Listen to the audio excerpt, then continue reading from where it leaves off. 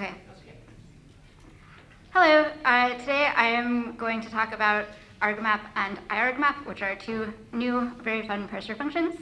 My name is Megan. Alternatively, you might know me as River. I am working at wiki.gg, and possibly the most exciting part of this talk is that we are now maintaining ParserPower, which had been unmaintained for a while.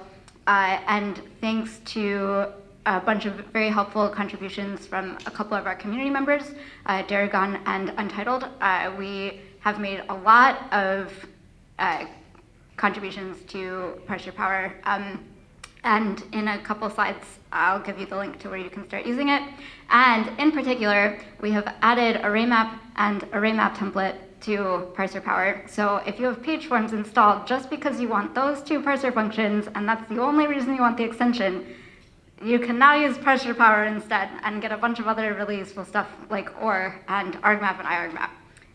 So that might be the only actually useful part of this entire talk, but I will keep talking anyway. So as a disclaimer, the two new parser functions that I'm talking about are for a situation that I consider a little bit suboptimal. So it's a situation like this where you have these kind of named parameters.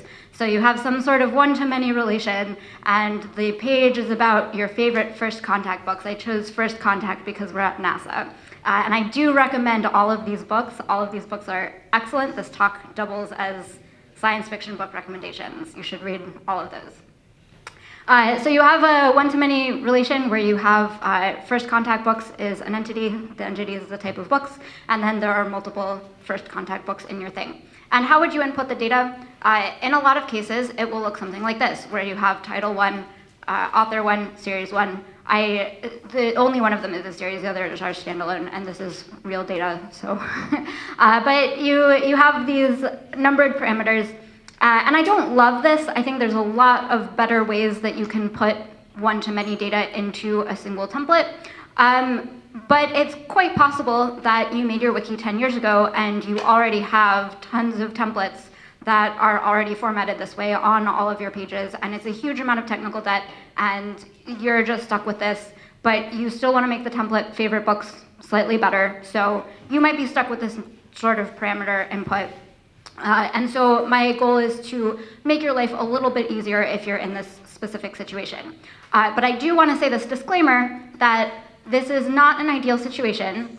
I think a perfect wiki will not be using these tools. I think if you are using argmap or iargmap, then you have a little bit of technical debt, and it would be nice to do a refactor. But you know, technical debt exists. So my hope with this talk is that I make one person's life a little bit easier when they have templates like this and they have to live with them and they want to make the code a little bit cleaner. Here's a link to our ParserPower fork, which we are maintaining. And again, many thanks to Daragon for doing a bunch of lazy evaluation patches in ParserPower, and also Untitled, who implemented the code that I'm going to present based on a spec that I said in chat one day. So thanks, Untitled. Okay, so this is a situation that we have. Again, this is not the most ideal thing, but we have a template that's going to show multiple rows of data. So again, one-to-many. And let me just define really quick, when I say one-to-many relation, this is a case when you have some kind of entity. For example, in this template, the entity is first contact. It's the tag that we're talking about, first contact books. So it might be a little bit weird to think about like a plural of first contact books being a single entity. I never started my timer. Okay. The music's still playing? Oh. But it is, in fact, a single entity is the tag first contact. And then first contact is related to multiple entities, which are these books, A Desolation Called Peace, Shroud, Alien Clay, and Project Hail Mary, which are all excellent books. You should read them. So when we have this kind of relation, we might want to have a template where you put multiple instances of the many thing in the same template as data about the one thing. This happens all the time on video game wikis when you have info boxes about craftable items and you want to put their recipes, and then there are several recipes and you've got to put the recipe name and the recipe quantity, and sometimes there's other things like the recipe item quality level, or like where you can forage it, or whatever, however the video game mechanic works. And then you also might, in that same info box, like the item might come with multiple spells, and so you want to show both the recipes, which is one-to-many, and then also the list of spells, which is another one-to-many thing. And you end up with all of these numbered args in an info box on a video game wiki. This is a very common scenario, and it leads to confusing code. So when does this happen? I think I've already covered this slide on accident, so cool. So here is a naive approach where you can display your data. This obviously does not work. Does anyone want to share why it doesn't work? I wrote it on the slide, so I can't do that. So if you, so this only works if you have exactly 4 things. If you have 3 things on one slide, it'll show an empty 4th line, which you don't want. And if you have 5 things, then the 5th thing won't show. And that scenario of 5 things is especially bad because it will fail silently, and you're like, oh, everything's working. And then someone is like, oh, okay, so I'm gonna go play this game and I only need 4 items, and then they die because they didn't actually craft their thing properly. And they're like, why was the wiki wrong? And it's because it failed silently. So the moral of the story is that the absolute worst thing you can do is fail silently. If you are failing, you want to fail loudly. So this is, I'm going to re-show this slide so that I can more easily go back and forth when I'm talking about each of the possible implementations. You've already seen this. So, oh, I missed a ligature. Man, this heading font has ligatures in it, and I don't like ligatures, but I like the font. So I took a 0-width space and I pasted it into every single heading in between the S and the T, but I missed this one. This is very sad. I think I got every other one, but I missed this one. Okay, so one solution that you can do is you can have a bunch of if statements. So show of hands, who thinks that this code is very clear and obvious and super easy to read, and you can do it in your sleep, and there's nothing complicated about it at all?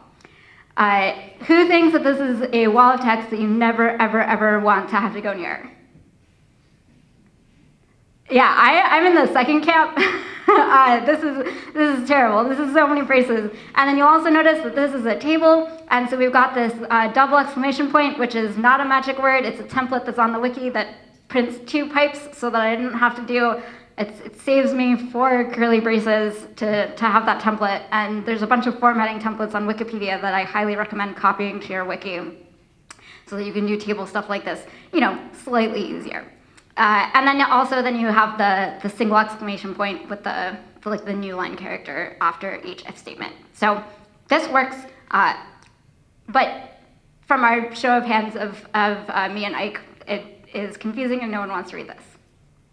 And it also has an upper limit. If there's a 5th book, you can't do it. And again, it will fail silently. That is not good. So as a quick interlude, everyone should pay attention to this. This is important if you don't already know it. So new lines and new rows in your table. So look at these 2, I have these 2 code, oh, I can't, I'm on that, okay. So I have these 2 code samples, and on this one, the table looks okay, and on this one, everything looks terrible, and it's bad, it looks bad. So this is failing loudly, which is good because then you can fix it. But let's look at the difference here. There's one line of a difference here, which is where is this new line? So the moral of the story here is that if you have the new row special character when you're doing wiki table markup, if you put that immediately after your row, so we have it we have the row, and then we have the new row delimiter, and then we have a bunch of new lines, and same thing over here, we have the headings, and then we have the new row delimiter, and then we have a bunch of white space. This is fine. You can put as many white space lines as you want after that new row delimiter. But if you put it before the new row delimiter, it's printing the new lines here. So there's a new line over here, and there's a new line over here, because this is not cell 2 followed by, right over here we have cell 2 immediately followed by a new row indicator, and over here we have several empty lines. So if we look back at the if statements, this is okay. This is okay for things going up to 4, because even though you will, so imagine, and I'm sorry because I just asked, no one wants to read this, but I'm going to make you read this. So if you're going to print the second line here and there's no title 3 and there's no title 4, you're going to print a new line here and you're going to print a new line here, but that's okay because the new line character is right after the the new row character for the table is right after the data row. So that's okay. So we can also, well, so that's okay, but you wouldn't want to reverse this. You wouldn't want to, because you could imagine a world where you took this one and then you put it inside of this one and you took this one and put it in here. Don't do that. Always put the new row indicator after your data, immediately after your data, and then you'll be happy. Okay, so we can also nest the if statements. This is a small performance boost because if series 3 does not exist, it will not check if title 3 does not exist, it will not check if title 4 exists, it will simply return. And so, and because these have an upper limit, you might want to put 100 of these, because who has 100 favorite books? I do. But you can put a very large upper limit without incurring the performance cost unless you're actually displaying a lot of things. So, small improvement. Why are the ligatures back? These all have 0 with space. Man, I don't know what's going on. Okay, so this is slightly more confusing because then you have to know like both the positive and the negative condition of the if slightly more, and someone might be like, oh, there's a bunch of closed curly braces at the end of this template, that must be a typo, and then delete all of the curly braces, and that would also be bad. So this is slightly worse to read, but slightly better than, arguably better than solution 1. Oh yeah, solution 2 is to use Lua, which I will not talk about right now because I've talked about that in enough talks in the past at this conference. Workshop. Well, it was the conference past. Solution 3 is that we can use the loops extension, and I really don't want to talk about this, but I will make an apology to the loops extension, which is that this is probably not the easiest way to do this using loops. There's another parser function in addition to while. You also have for args, and you might want to use for args in this situation, but you could do it this way with loops.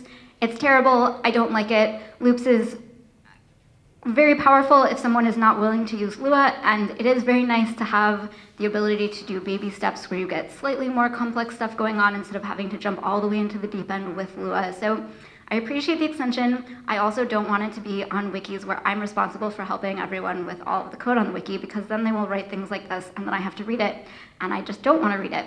And if you get rid of that no wiki tag, everything's going to break because we're in the middle of a parser function and I need a new line at the start of my table row, which I cannot get when I'm in the middle of a parser function creating a brand new parameter. You can't just put a new line there without using a no wiki tag. And this is the recommended way to do it in the loops documentation, is to do it with a no wiki tag. I don't love it. You could also use HTML tables, but we're talking about people who don't want to do Lua, so maybe they also don't want to do HTML tables, and that's not the most user-friendly thing anyway. So let's try and do a little bit better. We can use loops and make it even more verbose and possibly harder to read by making this subtemplate. But at least the subtemplate, so in the subtemplate, we're pulling out the favorite books format, and someone could edit this, right? Like, this seems pretty easy to edit. If you wanted to add, if you wanted to make the title italics, because I forgot to do that, you could very easily make the title italics. And if you went to a relatively new editor and you said, and you're a community member and you talk to your admin, to the wiki's admin, and you say, hey, I noticed that the title isn't italics, can you fix it? Then the wiki admin can probably say, oh yes, I know how to do that. All I do is edit favorite books format. So pulling out the formatting into this very simple template, I love this. I love it. Because even if you don't understand the parent template, the subtemplate is the only thing that most people need to understand. With the exception of if you added a fourth parameter like personal rating or something, if you added a fourth parameter, you'd still have to pass it through to the child template. So sometimes you do need to understand the outer scope, but this is already a big improvement in my opinion, because we're giving admins the, and so I say admin, I'm generally talking about, this is a public wiki farm, so we're generally talking about a user who isn't necessarily super experienced with MediaWiki, but they're very passionate about a subject, they care a lot, and they want a way to edit their wiki without having to understand a ton of code. So I don't mean sysadmin. I mean sysop on a small wiki. So I think this is great, but it would be really great, way greater, if the child template, the subtemplate, favorite books format, if that didn't have to have the arguments explicitly passed to it, because we still have this var I, I mean, this is a little bit terrible, right? We have this parameter, var I is a counter, and then the name of the parameter that we're fetching from the content page is author1, but so you're putting this value into the name of a parameter, which is not great, okay? It's not great. And also, I do have to, I forgot to say this at the beginning. So yesterday, we had a great talk about array functions and how array functions will help you be parsoid compatible. And the things I'm telling you about today are not parsoid compatible. But I do believe that it will be okay, and I don't think that parsoid is going to completely kill variables. I think there will be a way to make it work. That would break way too many things. So I'm optimistically not worried about that. So if you're looking at all of these var defines and saying, well, what about parsoid? I'm optimistic. Okay, so another quick interlude, because I want this talk to be full of fun tips that will help you be better at writing template code on your wikis. Don't forget the pipes. If you leave out that pipe, you can kind of see over here is the difference. This one has a pipe and this one does not. This is a syntax error. I consider basically any time that you're calling a parameter without a pipe in it to be a syntax error. Like that's not good. So I did say earlier that it's better for things to fail loudly than fail silently. But it will lead to very confusing failures if you don't put a default value there. And if you do want, if a parameter is super mandatory, then what I would put as the fallback is an error message. And I would still put the pipe, I would still make it an optional parameter, and then the fallback would be an error message saying parameter title missing from template favorite books format, and I might even make it red. So don't forget to put pipes in your template parameters, please, especially if you're passing through from a parent to a child. You are going to end up passing the raw string title 1 or something, and everyone's going to get very confused. Oh, and I have a blog post about it that you can read if you want, about default parameters and not leaving out pipes. Cool. So this is the new solution. It is called argmap. And this is a parser function. It is inspired by arraymap. And similar to arraymap, it uses comma space as the default glue when you are returning your data. Who's familiar with arraymap and arraymap template? Just quick show of hands. Okay, so I'm going to assume that you know what these do. So unlike arraymap, arraymap has by default will it'll let you put the pattern and the formatter directly into the parser function, and then arraymap template is the version that has you call a template. Argmap and iargmap are more analogous to arraymap template. I just didn't want to put the name template in the names of these parser functions, but this is the template version, so you are always going to be using the template formatter. And part of the reason for that is that I think the template version is significantly easier for editors to understand because you get this very simple template favorite books format that you can edit. Another reason is that I don't like having to explain how to escape table pipes to people. People get very, very confused about that. And if you're using a subtemplate, you don't have to do that.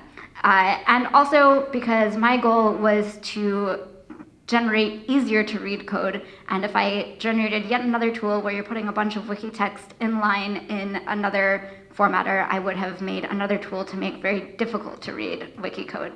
So I am forcing you to factor out your formatting template because I want to have an easier time reading your code. And you want to have an easier time reading your code too, so you should be glad. This is how it works. This would be the template. So each time I've been showing the, like in the past examples, this is the template that's being called, so this is favorite books v4 because we're at v4 now. So this is the template favorite books v4. It's what goes at the template. So this is the content page. Then over here is the parent type template, which is going to call into favorite books format. And this is favorite books format. And again, I forgot the italics here, but if you wanted to add the italics, it would be very easy to do so. And also notice that the new line, the new row is below the content line. If you forget if it's supposed to be above or below, you can put both and nothing will break. You are allowed to have multiple of these in a row with no content in between and everything is perfectly happy. So you can put a pipe both above and below and you will never forget which is which because you have both and you'll be safe. So then after we specify the name of the template, we specify a glue.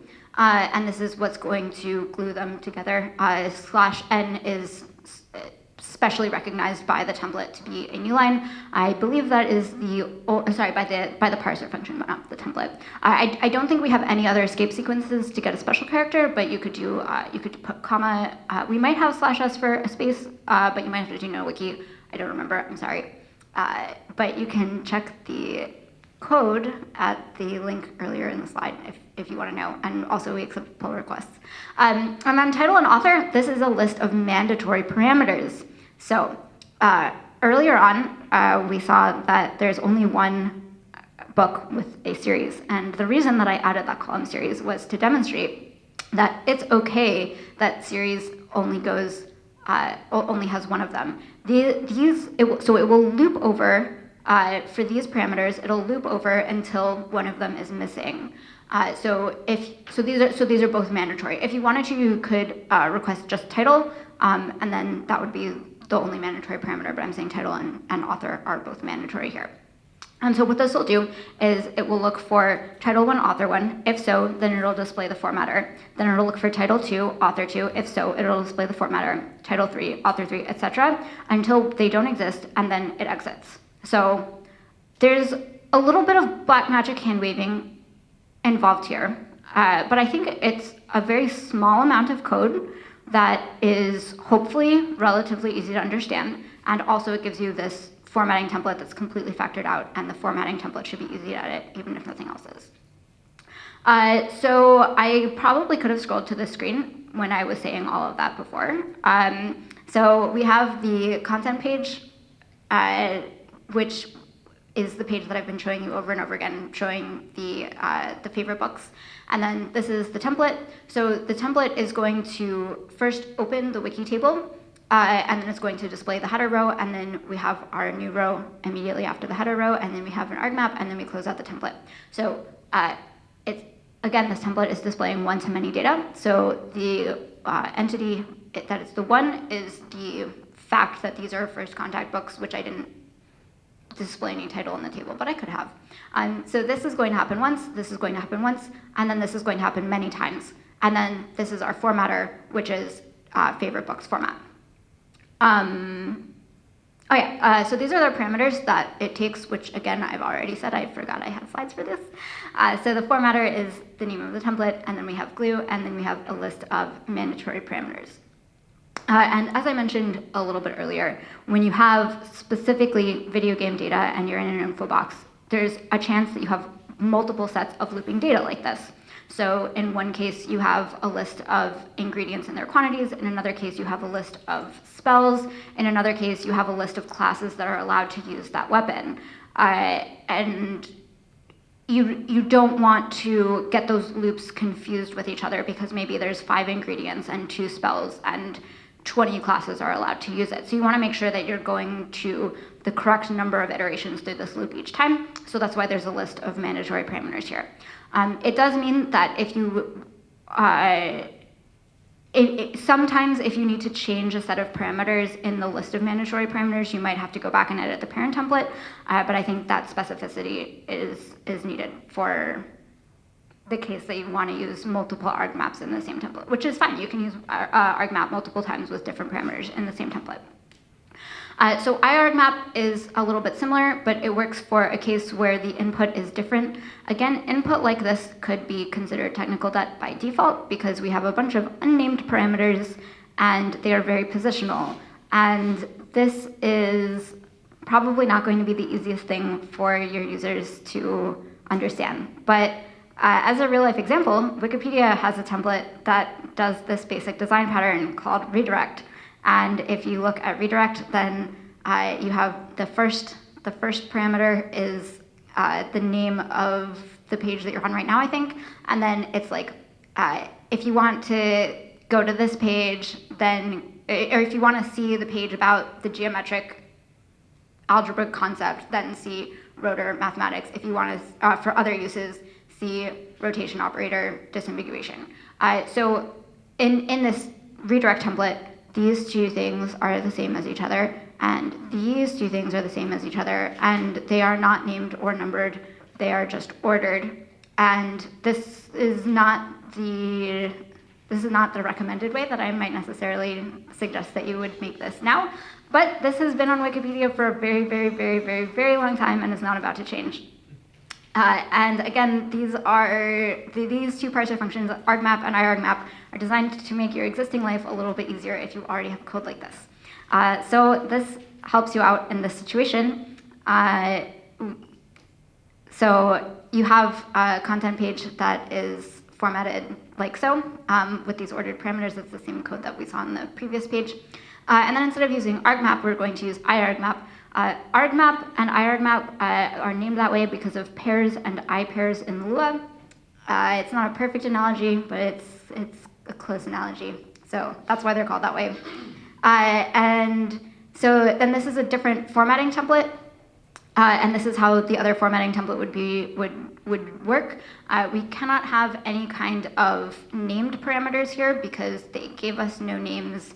The user gave us no names, and so we're not going to guess and make up names. We're just going to get ordered parameters in the formatter as well.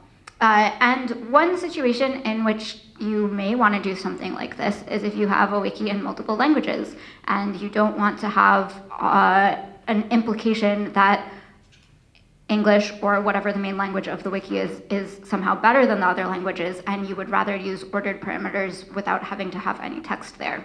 I'm not sure if I would still recommend that. I might recommend to still use names, but if you don't want to have text, you can get away without having text. So what is in iargmap? We have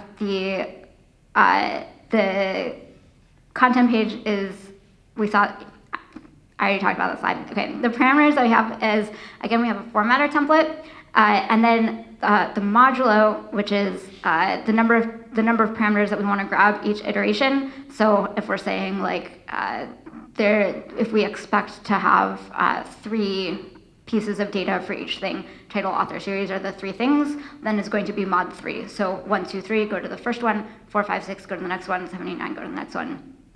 If you've done math, then that makes sense. And then glue is the same as in argmap. And again, the default glue is a comma because I wanted consistency with arraymap and arraymap template. And here is, again, a link to the repo if you are interested in using ParserPower. And I think that was all I was going to talk about. So does anyone have any questions? Yes, Rich. And so the extension ParserPower, are these 2 parser functions that are included in that extension, or are these the 2 parser functions that the extension provides? These are 2 of the many, many, many, many, many parser functions included in ParserPower. So ParserPower has these 2. Our fork of ParserPower, because ParserPower is it's been around for a while and it's had multiple maintainers. So now that we're the maintainers, I'm pretty sure we're the only maintainers. We have these 2. We have argmap and iargmap. My favorite parser function is or, which it takes an arbitrary number of values and then it returns the first non-empty one. So it's like coalesce. So or is great. It's a syntax sugar for if a bunch of nested if statements. So or, and also I think it's called follow, are 2 that I really like. Follow gives you either the page name, or if it's a redirect, then it gives you the redirect target. And that can be very helpful when you want to link directly, or if you aren't showing like some metrics or something. like if you want to do a meta report about the wiki and you want to show that page that it's actually on instead of the Redux source, follow can be really helpful for that. So or follow these two, arraymap and arraymap template from page forms, and then also it has a bunch of list handling stuff that is, for the most part, an alternative to using either the arrays extension or the arrays functions extension, and people just have different preferences for what they want to do for list handling. So thank you. I didn't know about this extension, and I feel like you've just it's really good. A whole new toy box, which is fantastic. Is it if arraymap and array template previously have been in page form? They're still in page forms. Okay, and so if you're using both extensions, this one won't load. Oh, I'm sorry. Let me repeat in the mic. If you have both, so arraymap and arraymap template are still in page forms, and if you have both page forms and ParserPower installed, then the ParserPower versions will not load. So it checks if page forms is enabled, and then yeah. Cindy. There is a question from YouTube. Okay. From Orion. Thank you for the nice talk. Array functions allows you to pass an arbitrary number of values to a parameter by passing it a list. Have you considered using it to eventually solve the technical debt? So that's a bit of a loaded question because my position is that it's not my technical debt. We we provide wikis and tools for other users to solve their own technical debt. And we try to help where we can, but we have so at WikiGG, we have something like 1,300 wikis, I think, right now. So we do plan to make array functions more available and promote it more. We're currently in discussions internally if we want to make it default on the entire platform. Currently it's not, but we may decide to do that. We're going to have to make sure that we want to provide that level of support and always be able to answer questions about the extension, but it's likely that that will happen. So I think array functions is really great, and it is another way to do things, and this is also another option, and I think it's good to have multiple ways of doing things so that users can pick the one that makes the most sense to them, because sometimes two users think, like sometimes a user will say, oh, this makes a lot of sense to me, and then another user will say the exact opposite. So we want people to have ways of doing things that they understand. So, but yes, array functions is good. Two questions. First of all, I assume iargmap stands for indexed. What does iPairs stand for? Hand in the mic. Oh. Well, no, it's fine. So the I in iargmap stands for the same thing that I in iPairs stands for in Lua, and I do not remember if it's indexed or iterator or it's index. Yes, it stands for indexed argmap. Yeah. Speaking of different ways to do it, what about multiple instance templates, like a separate template call for each row? So the question is, what about multiple instance templates, like a separate template call for each row? And I will redirect you to, hold on, this slide.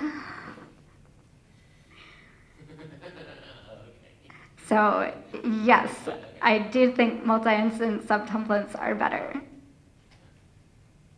But you might have a lot of pages that are already not using that, and you want to make your code easier to understand.